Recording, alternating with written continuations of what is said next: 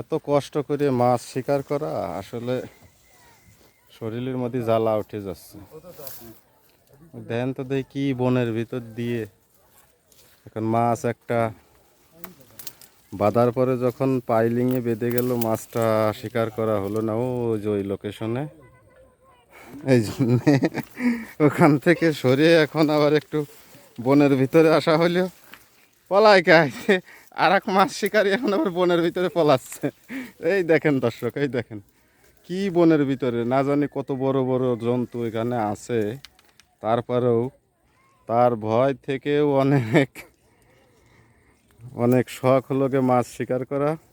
দেখ লোকেশন ওখান থেকে দুইটা মাছ ছুটে যাওয়ার পরে আবার ওখান থেকে সরে একটু উত্তর দিকে একটু পরিষ্কার জায়গায়, আসলে পানির ভিতরে পরিষ্কার কিন্তু উপরের অনেক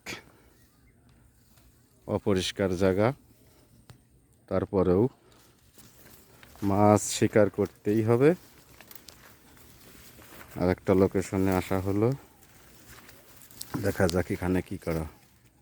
আসলে অনেক সুন্দর একটা মুহূর্ত, সূর্যটা অনেক ডুবু ডুবু, এখন মনে হয় সূর্য দুইটা দেখা যাচ্ছে, একটা উপরে একটা নদীর ভিতরে। এই বড়শি ফেলানো হলো, দেখা যাক কতক্ষণ